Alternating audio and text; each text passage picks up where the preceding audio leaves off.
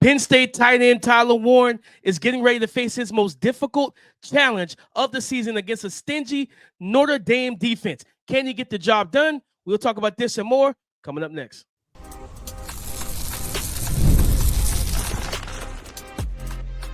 You are Locked On NFL Draft, your daily podcast covering the NFL Draft. Part of the Locked On Podcast Network, your team every day. What's up, Locked On family? Welcome back to the Locked On NFL Draft Podcast, your daily podcast covering your favorite draft prospects, part of the Locked On Podcast Network, your team every day. I'm your boy, Damian Parson. You can find and follow me on X at DP_NFL. I'm a senior draft analyst, and thank you for making Locked On NFL Draft your first listen today and every day. Shout out for being our everydayers. You know I got to kick the intro to Mr. LSU himself, Keith Sanchez. You can find and follow him on X at TheTalentCode. Talk to him, baby. What's up, Locked On family? Let's get locked in. This is Keith Sanchez, 2019 national champ, man, and the other side to this dynamic duo that we like to call the Locked On NFL Draft Podcast. I want to start this podcast off by saying shout out to our everydayers. Thank you for tapping in with us each and every single day. DP, we are talking college football semifinals through the lens of draft prospects. So, we're going offensive prospects, defensive prospects, and then we're going to talk about those X factor prospects, those different makers. DP, let's start at the top with these offensive guys in this matchup, Penn State versus Notre Dame, college football semifinals. LinkedIn Jobs helps you find the qualified candidates that you want to talk to faster. Post your job for free at linkedin.com/LockedOnNFL. Terms and conditions apply. It starts with offensive prospects to watch. Starts with Penn State star tight end Tyler Warren. This is a guy 6'6", 260, 255, 260, who's taken the draft community by storm, where everybody has him entrenched as tight end one right now. And for good reason, right? He does everything for Penn State's offense. Run wildcat, in the slot, out wide. He throws passes, right? He does everything. This is his most difficult test, in my opinion, that he's seen all season, outside of Ohio State. And that's going to be going up against a stingy and physical defense by Notre Dame. One thing with Tyler Warren and what he's so good at is not just like winning and finding soft spots in zones. It's the reliability he brings at the catch point, right? Those 50-50 like jump ball situations. We saw it against Boise State, back of the end zone, right? The defender's not looking. He sees and identifies the ball. He goes up, full body control, snatches it out the air. I think he got both feet in like a professional would. Got the touchdown, right? But it's the plays, for me, those are the plays he makes routinely. It's the tight man-to-man, one-on-one, guy in your hip pocket playing physical. Those contested catches, he struggles with. Those are the ones he don't really bring in a lot. And I want in this game against a guy like Xavier Watts that we'll talk about in the next topic, yeah, he's going to probably need to make those type of catches, because I don't think you're going to just be able to run past and just jump over guys. And at the NFL level, you're not going to be able to do that routinely anyway. You got to make some of those. Hey, if you playing a defense that plays man-to-man, you got to make those between the numbers one-on-one catches. I think it was the drive right before the half where, truthfully, Penn State dropped like 3 would-be touchdowns, it felt like. It was wide open. It was one-on-one, him versus, I think, a nickel defender or a safety. Drew Allen put it right on him. But because the guy's right on his hip pocket, he's playing physical with him, Drew Allen drops the ball. Tyler Warren drops the ball. And he had one like that against Oregon in the Big Ten championship game. He's got to clean that up. And this is the type of game where you could end up seeing more tight man-to-man rather than getting free releases and running up the seam alone by yourself. This is his most difficult challenge since Ohio State. I think that Notre Dame could test him, but this is an opportunity for him to truly tell everybody, Colston Loveland, Harold Fannin, whoever you really think it might be tight end one, I'm that guy. Yeah, DP, definitely a good matchup for him. And I think why he's a key, right, and probably an X factor is that he seems like their passing attack. And more so for the reason when you talked about Penn State having other opportunities and people just not capitalizing, right? Like he's just a guy you believe if Penn State scores is going to be via him. But I'm going to flip it and obviously talk about the backs that we've been talking about and how important they are going to be in this game, because you watch that matchup with Notre Dame versus Georgia, right? And Notre Dame has a formidable front, right? Like these they are good up front. They're built to stop the run. Still can't understand how they lost to NIU. This is still the biggest I don't get it of the entire college football season. But they're good at stopping the run. That's what they want to do first, and then make you throw the football. So I'm looking at, can these running backs make some plays, right? Like you have to be able to create. And blocking schemes and what they always say, right? Even my time at LSU, hey, we're gonna block it up and we're gonna leave one for you, right? But you got that one defender that's your guy, take care of him. And so I look at the Penn State running backs and say that, man, they are definitely important to this process because they're going to have to create a play. And I also say this, even getting matched up with one of these linebackers or safeties, you have to win those one-on-ones in the passing game, right? Like running your routes, you like an angle route or a Texas route out of the backfield. Maybe you can convert a swing route, right? And make a defender miss in space. You're going to have to be a playmaker, or this game is going to be a 10-9 type of situation, right? You have to make some plays. No, 100%. What we saw from Katron Allen and Nicholas Singleton and that front five and that offensive line for Penn State against Boise, it was just a simple fact of the matter of we're bigger, we're stronger, and more physical than you, right? Like that's what it was. Katron Allen's like 5'11", 220 pounds, running back. He's a junior running back for Penn State, and he was dominant in that game. Like he was a guy. Even though to me Nicholas Singleton is the better player, Katron Allen was the guy that was the hot hand early in the game. Now, I will say the offensive coordinator, understand your backs. Nicholas Singleton is a gap scheme north and south runner that follows his blocks. He's patient, but he has that home run hitting speed, as we saw in that 55-yard run to kind of like ice the game, right? Katron is more of the patient. He can work the zone because of his identification ability, how quickly he identifies hard versus soft edges. He cuts up field. He knows when to bend, bang, and bounce the runs. It's just calling it's like Kevin Stefanski understanding when he had Kareem Hunt and healthy Nick Chubb, and they were the best running attack in the NFL. It's okay. Kareem Hunt is the better gap runner. Nick Chubb is the better zone runner. I'm going to call whatever you do best when you're on the field. And that way we're running the right thing and everything. So when I look at Nicholas Singleton, he's listed at 6'1", 226. Katron Allen for Penn State, 5'11", 230. He's listed at 220. I think he's closer to 230. That's a big dude. You know what I mean? He's a big physical body type. So absolutely, when you look at that situation, it's going to play paramount for them. Bo Collins for Notre Dame, the big body wide receiver.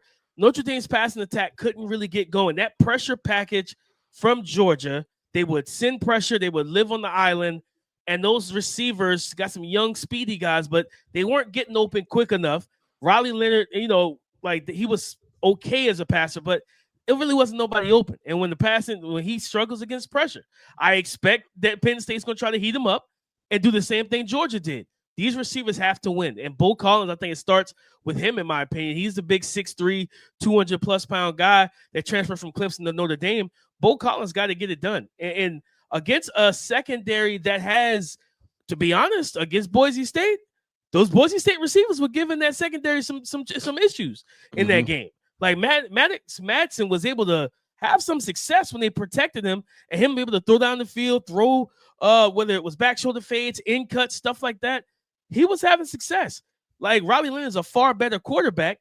And so for me, when I look at Bo Collins at 6'3", 200 pounds for Notre Dame, yes, you didn't have the season you wanted, or less than 500 yards receiving, but he has an NFL skill set.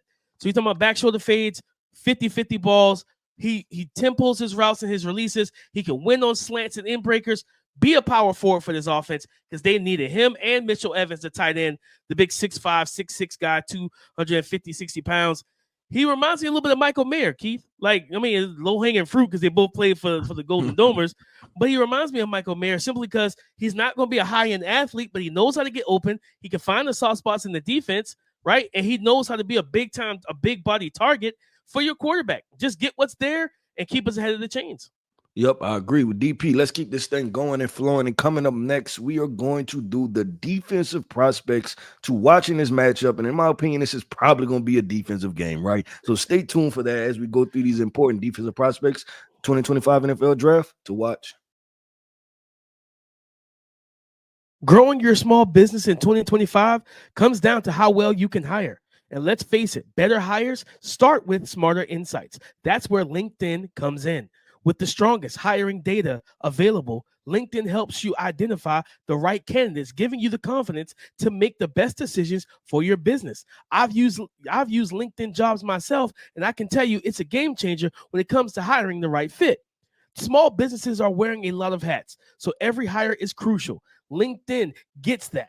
That's why they connect you with the best candidates using data you won't find anywhere else. From unique skills and interests to the connections you share, LinkedIn helps you find the right person for the job. In fact, 72% of small businesses say LinkedIn has helped them find high quality candidates. So hire smarter this year and find your next great hire on LinkedIn. Post your job for free at linkedin.com/lockedonnfl. That's linkedin.com/lockedonnfl to post your job for free. Terms and conditions apply. Did Rocket Money help you find any subscriptions you forgot about or that you were paying for twice?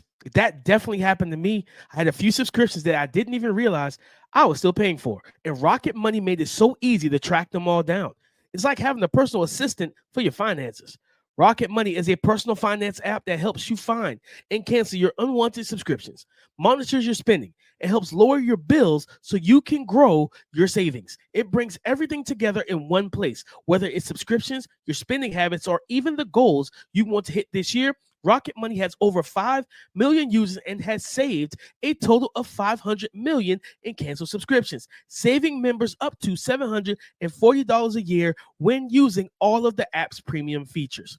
Cancel your unwanted subscriptions and reach your financial goals faster with Rocket Money. Go to rocketmoney.com/locked on today. That's rocketmoney.com/locked on. Again, rocketmoney.com/locked on. Keith, typically when we talk about defensive prospects and Penn State's involved, I go right to Abdul Carter. I'm going to Kobe King, the linebacker. If he's healthy, I know I think he got a little nicked up in the Boise State game.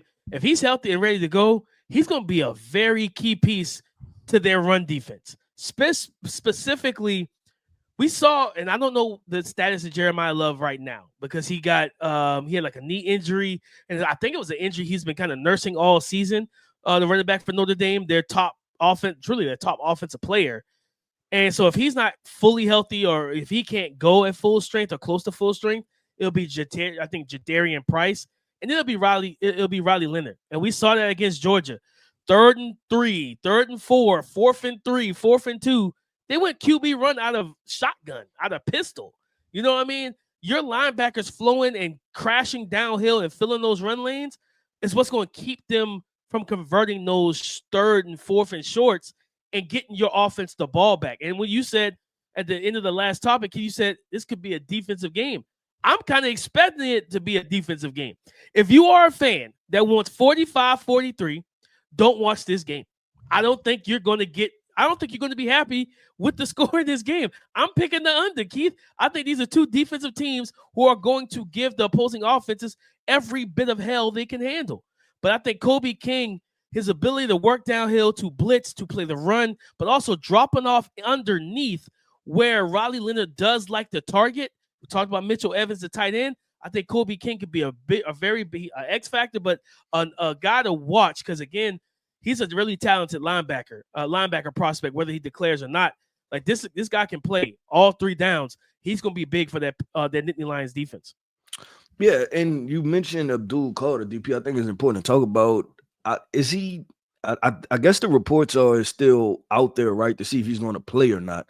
Because I know he didn't finish the game right against Boise State. So obviously that's definitely a player to watch in this type of situation because I think he can have the opposite effect of what Notre Dame had against Georgia, where it could be one big play that swings the entire game, right? Like you're talking about that strip sack fumble that Notre Dame had on Georgia, that shifted the entire game. The game was over after that, right? Like they kicked the field goal, they think they kicked the field goal, or maybe they scored a touchdown, and then Georgia got the ball, strip sack fumble, and then they scored again going into half. That was pretty much a wrap on the football game, right? You can't afford that. And I think this game is going to be very similar. So obviously Abdul Carter, but I want to talk about his teammate because I was impressed with Danny Denai Sutton in the Boise State game as far as the intensity that he played with, right? Like they look like they were on a mission, that they took it personal, that Ashton Genty was the best running back in college Mm-hmm. football. And they said, you know what? We about to show y'all what it looks like when he's take that step up out of the Mountain West into the Big Ten, right? They and they had that they just took it to him. And it was like you could see in the celebrations, you could see the intensity that they had, and they just got after it. So I look at Danny Denard Sutton, but on the opposite side, right? You talk about Notre Dame defensive prospects. I am looking at Xavier Watts, right? Like, what are you going to do against Tyler Warren? We talked about Tyler Warren at the beginning, but now to flip it on Xavier Watts is like, okay, what matchup? Like, how are you going to play, right? And I don't think Xavier is no elite level athlete, right? I don't get like that he's a 4-3, 4-4 guy. So I want to see the different things that he may do in coverage. Do they let him drop in coverage? Is he like, does he make plays? Does he use his instincts to make plays? So I'm looking at Xavier Watts in that matchup with Tyler Warren to be able to take him away, because you feel like if you take Tyler Warren away, then what does Penn State have offensively to throw the football? So he's going to be a very key matchup, because if they do move the football, it's probably going to be through Tyler Warren. So Xavier Watts, that's your matchup. That's your guy. We'll probably stop the passing attack, right? The passing attack thrives or stops based on your performance against Tyler Warren. Yeah, 100%. I mean, you going back even to Danny Denard Sutton, when you talk about that Penn State defense, like watching the physicality they played with, like you said, they took it personal with Ashton Genty. Well, you're coming into a situation against Notre Dame's offense where it's kind of the same thing in terms of their best part of the offense is the run game, whether that's the running backs or adding the quarterback. Riley Leonard had multiple big runs to extend drives against Georgia. You can't let that happen in this game. And I think not just like Kobe King. I remember Kobe King had a forced fumble I think against Ashton Genty. It might have been the one either when he was running between the tackles or on the outside. He caused a forced fumble in that game. When I look at Xavier Watts, Keith, and to your point, he's not an elite athlete, and luckily for him, neither is Tyler Warren in terms of verticality and speed. It's just more so, hey, you got to be able to stick with him, be in his hip pocket, right? Xavier Watts is, let's say, 6 foot, 200 pounds even. There's a clear height differential between these two. Yep. Tyler Warren, 6'5", 6'6", 250, 260. Can Tyler Warren big boy you, embody you at the catch point, not just the high point in situations, because again, he excels at those. Can you make life difficult when he's running routes on turf, on the grass? And when he's on turf, can you make his life as difficult as possible? Be physical with him, be handsy, but not be too handsy to get called for flags, but just make it hard for him to separate and catch the ball. That's going to be the main thing for him. Or does Notre Dame go with a linebacker type, like a bracket coverage where they have a linebacker underneath, and then Xavier Watts is screaming downhill from over the top of Tyler Warren to lay a big hit, to play through the hands, punch through the pocket, and try to dislodge ball from body. There's going to be different things to watch in this game. But for me, when I look at Drew Aller, and not just Drew Aller, their OC has to, like against Boise State, there was no need to go for the knockout punch. Boise State didn't. They fought hard and all that type of stuff. They really didn't have that much of a pulse. This was not a 12-round fight that you got to man, listen, it's going to the judges. I got to knock this guy out. They took too many shots down the field, and it's like one trick pony-ish to that one receiver who's fast, but he don't have ball skills. Like he's getting like, I don't care how fast you are, if you can't play the ball in the air, it doesn't help me none. So like instead of doing that, it's like, hey, let's run the ball. Like run Katron, run Nick Singleton. Let's body blow these guys until they hit their knees, and that we know that this game is over, right? That's when we saw the 55-yard run from Nicholas Singleton. If the play calling gets too aggressive, I think Xavier Watts could absolutely come away with a pick or even a pick six, because he does have good enough speed to take it to the house, as we saw against USC in that game, late in that game where they targeted him in the red zone. It's going to be really big for that matchup, however they decide to defend Riley Leonard. Like, it's going to be big. But Keith, also on the defense for Notre Dame, hopefully they get back Riley Mills, who's their best defensive lineman. Like, this dude he's a beast, man. He's good. He's got NFL size, 6'5", 295, 300 pounds. Can plays the 1, the 3, the 5. He moves all over the place. But Howard Cross, number 56, he's 6'1", 288. Like, he had a good game against that Georgia offensive line, whether it was getting in the backfield and creating pressures and hurries, also helping stop the run. That front four, also RJ Oben, like, you know what I mean? What he was able to do, he was giving that left tackle every bit of hell that he could when he was rushing up against him. And RJ Oben 6'3", 262, but I'm not gonna lie, when like watching him in game, he looked like he was a good 275. Like his body type looked bigger than 260. But then he saw him like with the dip and rip, and then he held the turn, right, showing that functional kind of hip fluidity and flexibility to hold that turn and get the strip sack. That front four is now they got to stop the run, but then also that front seven period, they got to send pressure because that offensive line struggles with twists and stunts. They do not pick them up well, and then Drew Allen still being a young quarterback, and that offense not having the design. Hey, if you're heated up, your flat is there. That's your hot route. When you're watching this offense, you're like, okay, where's the hot? Like, where is he supposed to go with the ball? And then he's a young player that he sees the pressure late. I don't know where to go with the ball, and then he takes a sack. So it's that situation in the trenches is going to really determine this game. But like, if they get Riley Mills back for this game, Howard Cross is good. I know he got hurt late in that game against Georgia. If he's healthy and ready to go, like that could be, because I'm gonna tell you the guy that they're probably going to attack, number 77 from Penn State, Sal Wormley. He's solid, but it's the fact of like pass rush recognition. When you throw twists and stunts at him, he takes the first guy. He doesn't pass the first guy off and then work back to the second guy. He just sticks with the first guy, and then that looper comes around, and you got a free run in the face of your quarterback.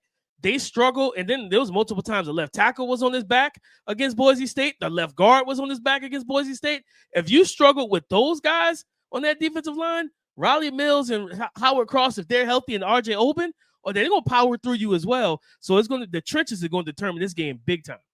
Yeah, DP, I agree with that. Well, let's do this, man. Let's go to the X Factor prospect, right? Which 2025 NFL draft prospect is going to make the difference and send his team to the college football playoff championship? We're going to talk about that coming up next.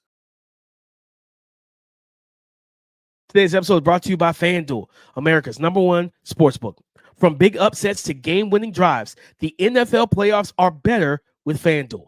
Because right now, new customers can bet $5 and get $200 in bonus bets guaranteed. That's $200 in bonus bets, win or lose. The FanDuel app gives you everything you need for live bets, same-game parlays, and so much more. Guys, you can visit their websites and look at all of the betting lines around your favorite team or the league in general. So you don't want to miss out on a deal like this because, again, you get $200 back in bonus bets, win or lose. Doesn't really matter. Just visit FanDuel.com to join today and get started with $200 in bonus bets. Guaranteed. That's FanDuel.com to get in on the action and join today. Make this playoff season unforgettable with FanDuel, an official sportsbook partner of the NFL. Thank you for making Locked On NFL Draft your first listen today and every day. Shout out for being our everydayers. X Factor prospects. Keith, I know that this guy said, I'm returning to school, but I'm calling bluff until it gets to the point. Drew Allen. Like, you know what I mean? We talked about it 2 weeks ago, Keith. A strong playoff run can change everything. Like, you can say, I'm going back to school until the NFL draft board said we got a top 10 grade on you. Like, you know what? Sorry, James, I got to go. You know what I mean? Like, I got to go to the league. And I think for him, this team is going to be, I think it's going to be a low scoring game, maybe 20-17, something like that, 17-14, whatever. It's going to be a low scoring game, in my opinion. What the X factor for me is Drew Allen. Like, for Penn State, you got to play smart, headsy football. Don't turn the ball over. Like, I don't mind. Listen, I'm not against taking sacks, Keith. I'm not against that. Just identify pressure quicker than you have been. You know what I mean? To where you don't have to take the sack. Whether you get the ball out of your hands, you throw it away. Like, you don't lose 6, 7, 8, 9, 10 yards and you kick your offense out of field goal range. Like, you can't do those type of things in close playoff ball games. So he's learning on the fly what these big time moments feel like. So for Drew Allen, I'm not saying you got to go out there and throw for 300-400 yards. Just play good football, be mistake free, make the right decisions, right? Because that's really what NFL teams want to see too. We've seen the wild throws that you made against Boise State. Now, can you just effectively get in and out of calls, like make checks, make protection calls, stuff like that. Can you set your offense up for success? That's what I need to see from Drew Aller. Yeah, DP, I'm right there with you, right? Because I'm with Drew Aller. Unless when he fully declares and we know that he's not coming back, right? This is one of those things I'm not counting out until it's over, and that's because of the quarterback conversation, which we'll have a conversation about all the quarterbacks. But I mean, it's still an opportunity in the lane for him to be a first rounder, right? And do you turn that down, especially what could potentially be in next year's draft class and would he have to go? And we always talk about overstaying your welcome in the draft process, right? And that could be a thing. So we'll see with Drew Aller. I'm going to Riley Leonard, DP, the Notre Dame quarterback for Notre Dame. And reason being, we talked about Georgia, right? Georgia having a really good defense, and we know that. But his X factor traits, right, was not throwing the football. He was 15 to 24, 90 yards. So that's what checking down, right? But running the football, he had a couple big runs that changed the game. So one, seeing if he can win with his athleticism to be able to change the field position. And then two, how does he come out throwing the football? Because in my opinion, I don't think that Georgia defense is much better than Penn State's, right? And we talk about pound for pound like players, right? And we get excited about a Michael Williams, cool, they have Danny Denai Sutton. You get excited about Jalen Walker, cool, they have a dual Carter, right? You get excited about, a secondary player. Penn State has the safety. I'm blanking on his name right now. Jalen Reed. Yeah, Jalen Reed, right? So they have football players on that side. Kobe King, like we talked about earlier, and a defensive tackle. So they have guys. So I want to see what he's going to do against an ultra talented defense. And I feel like Penn State is going to be in the same mentality of stopping a run. The question is and I know because in the draft community started picking up steam as far as, like, hey, he can play some football. What do you see from Riley Leonard? I guess to kind of project him to say that there are some likable traits with Riley Leonard. I think he's got a good arm. Of course, he has an NFL size and body type. He's like 6'4", 220, you know what I mean? Plus level athlete. Like, he throws the ball well down the field. He throws the ball well in the middle of the field, right? He doesn't, like, this is not a guy that struggles to toggle between, like, velocity and touch. Like, he knows how to throw with touch, with timing and stuff like that when he needs to. And accuracy is fairly there. The issue with Riley Leonard is handling pressure. And he's tall. He looks kind of leggy, like long leggy from the waist down. So it's like his legs and his footwork in the pocket when he's moved off the spot. He doesn't you see those quarterbacks hitch, reset, and throw, and they do it quickly.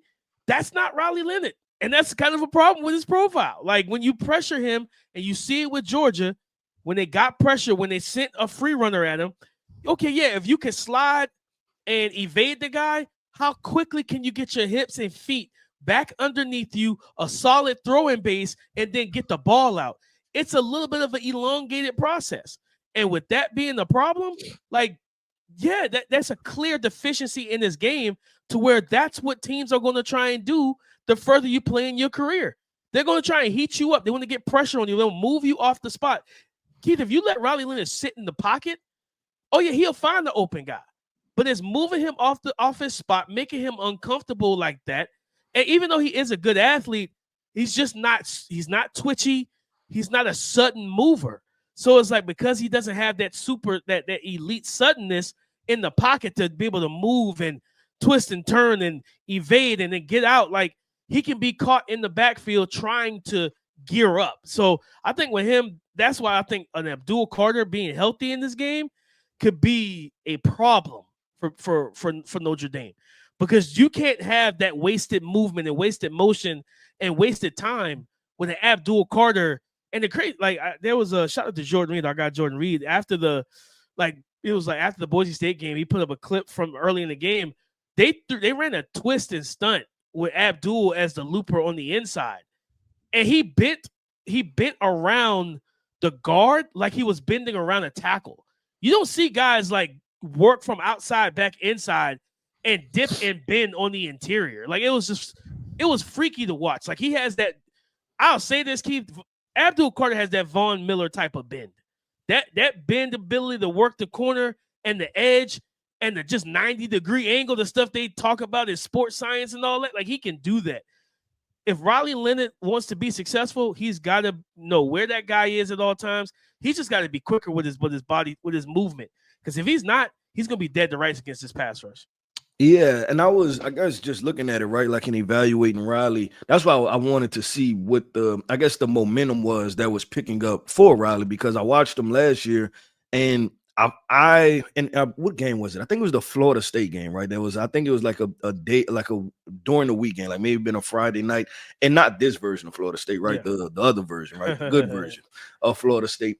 And I seen some of the same things that I seen against Georgia last week, right? Like the have to tuck the ball and run and not processing as quickly and things like that. And yeah, he's a good athlete, a big athlete, things like that, and has a good arm, but the processing still seems to be overwhelming when he's in overwhelming situations, right? Like having the answers for it. So yeah, I just wanted to see what, I guess the building momentum was, or, just the different perspectives. But he definitely, in my opinion, will be an X factor because he has to get things done, for Notre Dame's offense, because I assume that they're going to stop the run. And so he's going to have to make plays with his legs or make plays scrambling and get the ball down the field.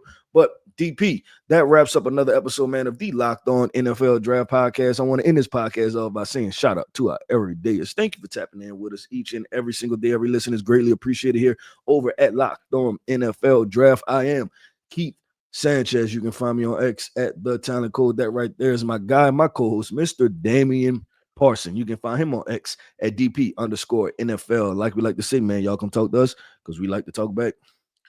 Go subscribe and follow for free on YouTube or wherever you listen to podcasts to get the latest episode as soon as it is available. Thank you for making Locked On NFL Draft your first listen today in Everyday Shot for Big R Everydayers. On tomorrow's show, we're getting into the other semifinal matchup, Texas versus Ohio State. This is the game you want to watch if you want scoring. We're going to talk about that game, the prospects to watch, Quinn Ewers, Will Howard, all of it. We're going to run the gamut on tomorrow's show. So come and join the conversation again tomorrow on the Locked On Podcast Network, your team every day.